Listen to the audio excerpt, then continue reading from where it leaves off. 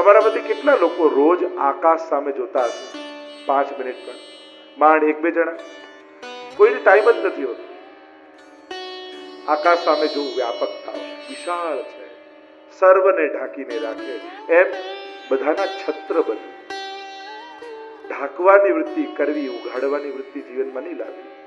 કોઈના દોષો, કોઈની વૃત્તિ, કોઈની પરિસ્થિતિ જ્યારે ઉઘાડીને તમે બતાવો છો, એમાં તમે જ નાના દેખાવ છો. ઢાંકો, તમારા આસપાસના લોકોને ઢાંકીને સાચવો, સંભાળો.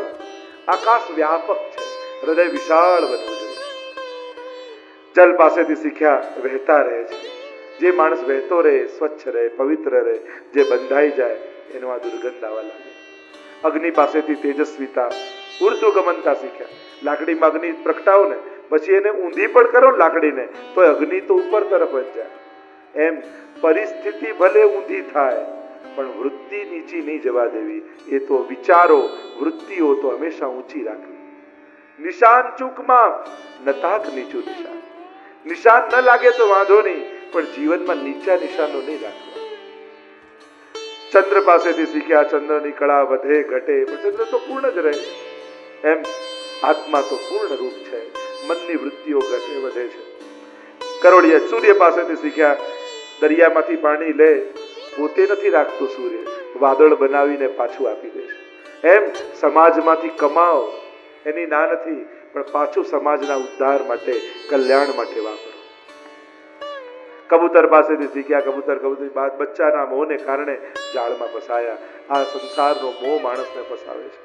અજગર પાસેથી શીખ્યા, કંઈ જ કરતો નથી, છતાંય ભગવાન એને ભોજન આપી દે છે, એનું જીવન ચલાવે છે. તો માણસે ભરોસો રાખવો, તમારા કર્મો ક્યારેક સફળ થશે. આપનારો ભગવાન છે. પહેલા જ કહ્યું, તમે કોઈની મદદ કરી શકો છો, કોઈને સુખી નથી કરી શકતા. અજગર કરે ન ચાકરી, પંછી કરે ન કામ, દાસ મલુકા કહે ગયે સબકે દાતા રામ. બધાને ખવડાવનારો, બધાને જીવડાવનારો એ પરમાત્મા છે.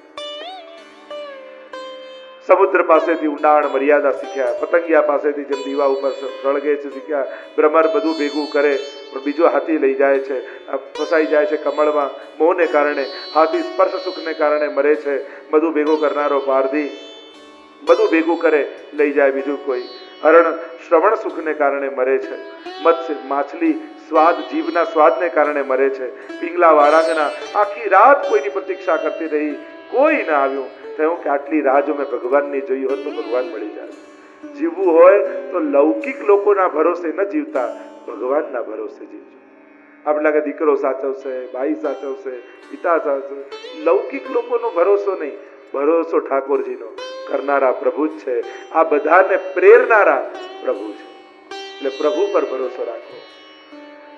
ટીટોડી પાસેથી શીખ્યા, મોઢામાં માંસનો ટુકડો લઈને ઉડતી હતી પક્ષી ટીટોડી, તો પાછળ બધા આવતા હતા. જ્યાં ટુકડો પડી ગયો તો કોઈ પાછળ નથી આવતું.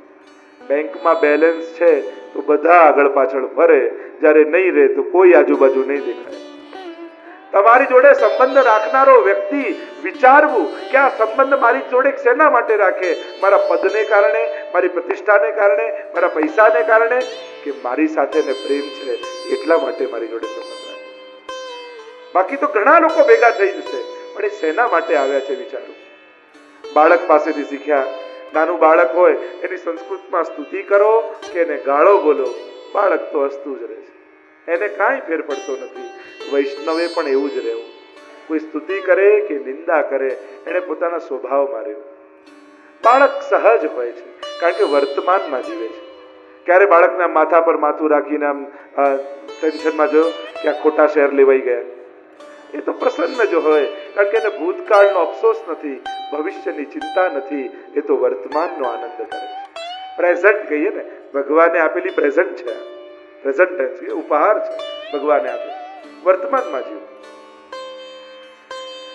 કુમારિકા પાસેથી શીખ્યા, એને જોવા છોકરાઓ આવેલા, કોઈ છોકરો આવેલો જોવા, અને એના માટે ભોજન સિદ્ધ કરવા માટે અનાજ ખાંડતી હતી. તો હાથમાં બંગડીઓ પહેરેલી, અવાજ આવે અને એને થયું કે અવાજ બહાર જાય તો આ છોકરાવાળાને એમ થશે કે આના ઘરમાં અનાજ નથી. એટલે બંગડીઓ કાઢીને બંને હાથમાં એક એક બંગડી રહેવા દીધી, એટલે અવાજ આવતો બંધ થઈ ગયો. એકલતામાં જ શાંતિ છે. નાનપણમાં સ્કૂલમાં શીખવાડતા ને, એકડે એક ને બગડે બે ભેગા થાય એટલે બગડે. બે થતા જ પછી આને બતાવી દઉં, આને શીખવાડી દઉં, આને સમજાવી દઉં, આને પ્રભાવિત કરી દઉં. આપણે કોઈને રાજી કરવા નથી માંગતા, આપણે બધાને પ્રભાવિત કરવા માંગીએ છીએ. એટલે જ થાકી જઈએ.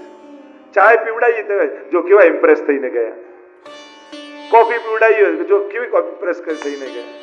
તો લોકોને રાજી કરવા નથી માંગતા, પ્રભાવિત કરવા માંગીએ છીએ. અને એટલા માટે થાકી. કારણ કે તકલીફ શું છે, બધા એકબીજાને ઓળખે છે. પાછા તમે કોઈને છેતરી શકતા નથી, તમે તમારા બાજુવાળાને જાણો જ છો, સારી રીતે ઓળખો જ. આ તો કહેતા નથી, એ જુદી વાત છે. બાકી બધા એકબીજાને ઓળખે છે. મને એ જ જોઈને હસવું હજારો વાર આવે છે, ભગવાન તારા બનાવેલા આજ તને બનાવે છે. આપણે ભગવાનને છેતરવા જઈએ છીએ ઘણી વાર. સર્પ પાસેથી શીખ્યા નિસંગતા. એકલો વિચરણ કરતો હોય અને સાપનું ધ્યાનથી જોજો. સર્પ બહાર ચાલતો હોય તો વાંક ઓછું આમ જાય, પણ એના દરમાં જતો હોય ને ત્યારે સીધો થઈને જાય. સમજ્યા? બહાર ગમે તેટલા વાંકા ચુકાવો તો વાંધો નહીં, ઘરે જાઓ ત્યારે સીધા થઈને જજો. બહાર ગમે તેટલું કરો, પણ જ્યારે ઘરે જાઓ ત્યારે હું આટલો મોટો માણસ ને આમ ને આવો બોસ ને આવો પદવાળો ને આમ ને આમ, એ બધું ઘરની બહાર મૂકી એક પતિ, એક પિતા, એક ભાઈ, એક દીકરો બનીને ઘરમાં જજો તો ઘરમાં આનંદ થશે. નહીં તો ઘરમાં જઈને બહાર રહેશે. ઘરે જાઓ ત્યારે સીધા થઈને જાઓ, પછી આ બધું વાંકો ચૂકો નહીં આવું. કરોડિયા પાસેથી શીખ્યા કે ઝાડને ફેલાવે, કામ થઈ જાય, પાછું ઝાડ સમેટી પડે. આપણી તકલીફ એ છે કે ઝાડ ફેલાવતા આપણને સારું આવડે છે, સમેટતા નથી આવડતું. ખૂબ વધારીએ વિસ્તાર, નાનપણથી મોટો માણસ થતો જાય એમ વિસ્તારતો જાય પોતાની જાતને. પણ સમય આવે ત્યારે સમેટતા પણ આવડવું જોઈએ કે હવે સમય થયો, બીજાને મોકો આપતા, બીજાને આગળ કરતા. અને એ આગળ કરતા એક બહુ સારો કલાકાર હતો નાટકનો, અને એને પૂછ્યું કે તમે આટલા વર્ષોથી નાટકમાં ભાગ લો છો, શું શીખ્યા? એને એટલું જ કહ્યું કે મારો રોલ પૂરો થાય એટલે હું સ્ટેજમાંથી નીચે ઉતરી જાઉં.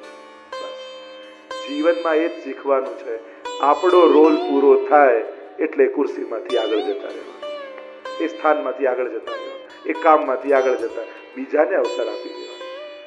તો આ સમજવાનું, ભાર નહીં રાખવો કોઈ વસ્તુ. કરોળીઓ સમેટતા પણ આવે. કીટક ભ્રમર એને ડંખ મારે અને કીટક ભ્રમરનું ચિંતન કરતા કરતા ભ્રમર બની જાય. એમ તમે જેનું ચિંતન કરો છો એવા ગુણો તમારી અંદર આવી જાય છે. આગળ ભગવાન અને ઉદ્ધવજીના સંવાદની કથા આવી. ભાગવત ધર્મનું નિરૂપણ કર્યું. ઉદ્ધવજીને બદ્રિક આશ્રમ મોકલ્યા છે. યદુકુલનો સંહાર થયો. જરા નામના પારધી ભગવાન બાલકા તીર્થમાં ચરણ ઊંચા કરીને બિરાજેલા, અને એને પારધીને એમ થયું કે હરણ છે. તીર છોડ્યું, ચરણમાં તીર વાગ્યું અને પ્રભુ પણ સ્વધામ પધારી ગયા. બોલો દ્વારિકાધીશ કી જય. 11મા સ્કંદને આપણે વિરામ આપીએ. 12મો સ્કંદ આશ્રય લીલા. શ્રીનાથજી બાવાનો ઊંચો ઉઠેલો હાથ. 5 આંગળીઓ છે એટલે 5 પ્રકારના આશ્રય જીવે કરવાના. કૃષ્ણાશ્રય, નામાશ્રય, ભાગવત આશ્રય, ગુરુ આશ્રય અને ભક્ત આશ્રય. કલયુગના રાજવંશોનું વર્ણન આવ્યું. કલયુગ ધર્મની વર્ણન કર્યું છે. ભયંકર કલયુગ આવશે, કેટલા લક્ષણો બતાવ્યા કલયુગના. સંકીર્તન જ એકમાત્ર ઉપાય છે. 4 પ્રકારના ભલયની વાત કરી. 7 દિવસ પૂરા થયા. સુખદેવજી કહેવા લાગ્યા, મહારાજ તૈયાર થઈ જાઓ. કોઈ પણ ક્ષણે તક્ષક આવતો હશે, તને દંશ દેશે, તારું મૃત્યુ થઈ જશે. તારે બીજું કઈ સાંભળવું છે? પૂછી લે. અવસર છે, મોકો છે. જીવનની છેલ્લી ઘડીએ ભગવત ચર્ચા ચાલી રહી છે. કંઈક જાણવા માંગતો હોય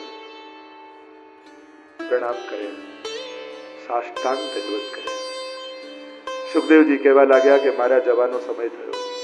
કારણ કે જ્યાં સુધી હું અહીંયા છું ત્યાં સુધી તક્ષકની તાકાત નથી કે અહીંયા આવી શકે. મૃત્યુની તાકાત નથી કે મારી સામે તને લઈ જઈ શકે. પણ મૃત્યુને મારી ન શકાય, સુધારી શકાય. બતાવો શું જાણવું છે? પરીક્ષિત મહારાજ ગદગદિત થઈ ગયા. કથા શ્રવણ કરતા કરતા રોમ રોમમાં કૃષ્ણ નાચી રહ્યા છે, ભગવતમય બની ગયા. વંદન કરતા બોલ્યા,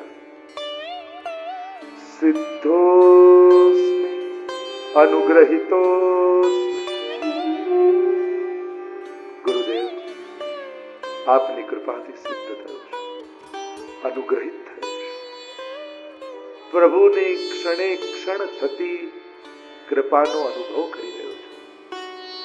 મારા રોમ રોમમાં ભગવાન સ્પર્શ કરી રહ્યા હોય એવો આનંદ, એવો રોમાંચ અનુભવાઈ રહ્યો છે. આ બધું ગુરુદેવ આપની કૃપાથી છે. હું તો શ્રાપિત હતો, આપે કથા સંભળાવી સમર્પિત કરી. વંદન કર્યા.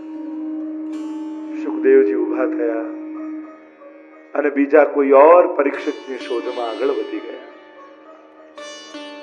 પરીક્ષિત મહારાજ સુખાસનમાં બિરાજી ગયા. દૂર પ્રભુ વેણુનો નાદ કરતા દેખાયા.